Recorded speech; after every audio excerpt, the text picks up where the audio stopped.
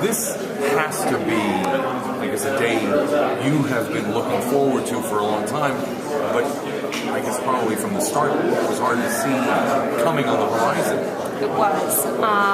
When I was talking with some of the other victims earlier, basically we're setting mini goals for ourselves. And this was the first mini goal that we've met. We're very excited, and as the governor said, this is a good start, but we're not done. What are some of the other goals you have? Basically, I think that we need to get rid of texting altogether and go to hands-free units in order to make the road safer, because you still have dialing, you still have people looking for directions, so we need hands-free. Similar to what the federal government already has in place for CDL truck drivers. And other states even, New Jersey, New York, I believe. 9 states, I believe, already are hands-free. And you'd like to see Ohio being another? Yes. According to the NTSB, research shows that there really is no difference between banning the texting. So again, this is a good first step, but we really need to go hands-free. We've talked a lot with Tina over the years with this. Your thoughts on this? I mean, from a tragedy, and you could see the governor was clearly sobered by this. It is devastating to lose someone so quickly, and knowing that it could have been prevented. It should have been. And in all honesty, we need to do something about this. It was our responsibility, and I think we need to move forward. We are not done. The governor mentioned he wouldn't necessarily call it senseless because there's the Lord's hand in this, in his view. Perhaps your husband and the other victims, there is perhaps a silver lining that we get this accomplished because of the sacrifice? We have to look at it that way. In all honesty, I feel that we have been picked for this battle. We've been prepared for it, and we were in a position to be able to take it on, both emotionally, through our contacts. So we were chosen for this for a reason. If this law had been in effect, do you think this would have prevented the death of your husband and dad? We'll never know that. We will never know that. But our goal is that it will prevent the death of someone else. Is that, I guess, the mission now, to prevent? 100%. I know that this advocacy work has been part of the healing process for us. Otherwise, I can't say that I would have jumped on board as much as I have, but I don't want anyone else to go through what we've gone through. Each and every day I wish I could turn back that clock. Does this give you some closure, perhaps?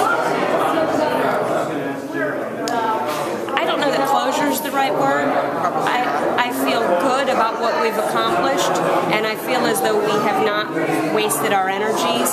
Therefore, my dad's death was not in vain. Something good has come out of it. Thank you very much. You said it's the first step. What do you do next? What is your role next? Where do you go from here? We are going to continue working with the NTSB in Washington, D.C.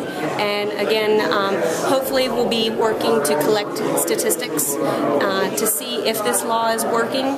And if it's not working, then we go back to the drawing board with the legislative members and see what we can do to tighten it up. But we need the statistics first to see what step we take next. Okay. So you kind of need to let this play itself for a bit just to see how effective it is. Up until a couple of years ago, all but 2 states tracked crash data with regards to cell phones and texting while driving. Hawaii and Ohio were the only 2 that did not do that. So it was impossible for Hawaii or Ohio to know if distracted driving was really happening here because we didn't track the data. That changed at the beginning of this year. The State Highway Patrol put a box on the forms for the crashes, if a cell phone was being used, was texting involved. However, they have not yet updated the online version of that form. And we all know that in the age of information, the officers are filling these forms out online. So the next step probably is going to be working with State Highway Patrol to get this online form to include a box for distracted driving. Refresh my memory. First offense for teenagers. I have. It's going to be I believe it's a $75 fine, and they're going to have a 60-day license suspension. Then if there's a second offense, with recurring offenses, there could be up to a 6-month license suspension, I believe. I believe it's a year. Oh, is it a year? Okay. So up to a year's suspension Second plus on the second plus an addition. Yeah. Just spell your names for me. Tina, Tina, Yanssen, Yanssens. Okay. Denise Muslovski, Muslovski. And Denise is D-E-N-I. ISE. Okay. And your husband's name was? David Muslovski. Okay. And he was killed. He was out early in the morning, right? Is that? Yes. I'm trying to remember. He had the protective stuff on. Yeah, he was walking, and the young lady admitted to texting while driving, taking her eyes off the road for just 10 seconds. She ran over him because she never saw the reflective gear, and it will be 2 years on June 17th, 2010. So this is a good timing for us to know that Something is being done. What happened to the driver? Do you remember? You know? Nothing yet. We go to court August 7th. It's been She comes back August 7th. yes, August 7th. Is that for criminal penalties or civil? It is for criminal. It was a misdemeanor vehicular homicide. She faces 6 months in jail, maximum of 6 months in jail, $1,000 fine, and a 6-month license suspension. She did plead no contest to that charge after a year and a half of going the route of not guilty.